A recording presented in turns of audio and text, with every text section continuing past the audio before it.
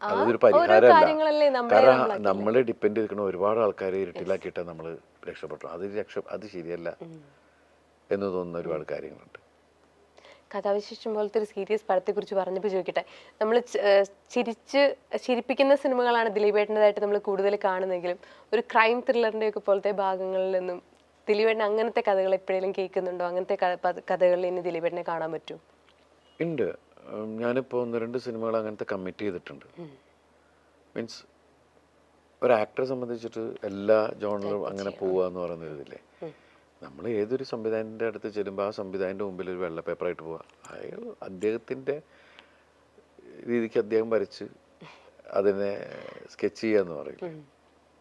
അപ്പോൾ അതാണ് നമ്മുടെ മനസ്സിലാഗ്രഹം.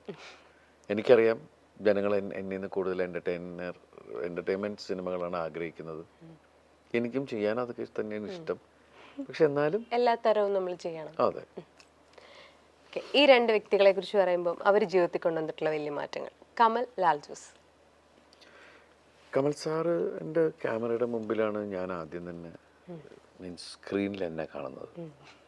പിന്നെ എൻ്റെ ഗുരുനാഥനാണ്. കാരണം വെച്ചാൽ ഞാൻ അദ്ദേഹത്തിൻ്റെ കൂടെയാണ് വർഷങ്ങളോളം ഉണ്ടായിരുന്നത്.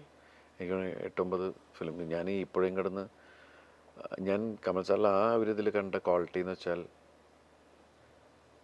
ബോസ് ചിലപ്പോൾ താഴെയുള്ള ഒരാളെ വെച്ച് പടം ചെയ്യണമെന്ന് നിർബന്ധമില്ല, അസിസ്റ്റന്റിനെ വെച്ചിട്ട്. അപ്പോൾ ആ ഒരു ഇതിൽ എനിക്ക് കമൽ സാറിനോട് ഭയങ്കര റെസ്പെക്ട്. കാരണം എന്ന് വെച്ചിട്ടുണ്ടെങ്കിൽ ഞാൻ ആ സമയത്ത് വേഷം ചെയ്തു വന്നു, ഇതായി. പിന്നെ അത് കഴിഞ്ഞ് സല്ലാപം ചെയ്തു. സാർ എന്നെ വെച്ചിട്ട് ആദ്യമായിട്ട് ഇൻഡിപെൻഡൻറ്റ് ഹീറോ ആവുന്ന ഒരു പടം അതാണ്. പിന്നെയാണ് കല്യാണവും സൗന്ദര്യവും ഒക്കെ വന്നത്. അദ്ദേഹം ഇപ്പോൾ വീണ്ടും ആ ഒരു ഇപ്പോൾ ഷൈനിനെ വെച്ചിട്ട് സിനിമ ചെയ്യുന്നുണ്ട്. അപ്പോൾ ആ ഒരു ഈഗോ എന്ന് പറയുന്ന സാധനം ഉണ്ടല്ലോ, ചില ആൾക്കാരെ നമുക്ക് പറയാൻ പറ്റൂല. മനുഷ്യനാണ്. കാരണം എന്നെക്കാൾ എൻ്റെ അസിസ്റ്റൻ്റായിട്ട് ഇന്നവനെ വെച്ചിട്ട് ഞാനെന്തിനു സിനിമ ചെയ്യണമെന്ന് തോന്നിക്കഴിഞ്ഞാൽ അത്രേ ഉള്ളൂ.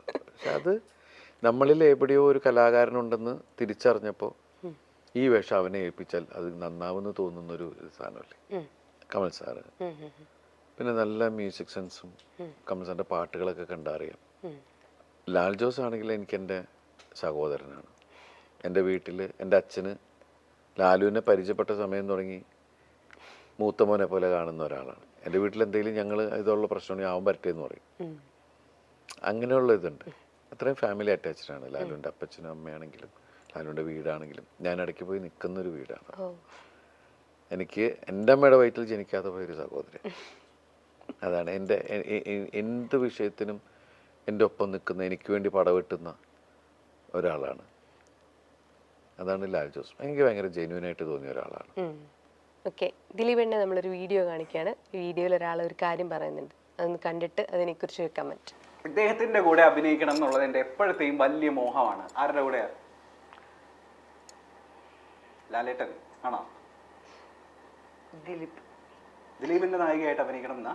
നായികയായിട്ടില്ല, നല്ല ക്യാരക്ടർ ചെയ്യണം. ഞാൻ അത് കണ്ടു. അത്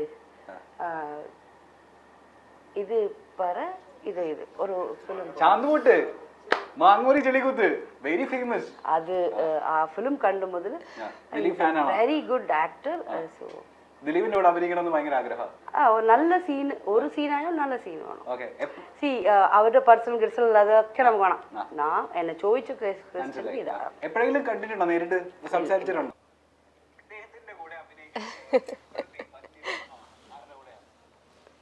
അങ്ങനെ റാൻഡമായിട്ട് നമുക്ക് കിട്ടിയൊരു വീഡിയോ ആണ്. അപ്പം ഒരുപാട് പേരുടെ ഒരു വലിയ ആഗ്രഹമാണ് ദിലീപേട്ടൻ്റെ കൂട്ടത്തിലൊരു സിനിമയിൽ അഭിനയിക്കണം എന്നുള്ള. ആ ഒരു സ്നേഹം ഫ്രണ്ട്സ്, മേ ബി ദിലീപേട്ടൻ കാണാത്ത ആൾക്കാരായിരിക്കും, പല ആക്ടേഴ്സും അങ്ങനെ ആഗ്രഹിക്കുന്നുണ്ട്.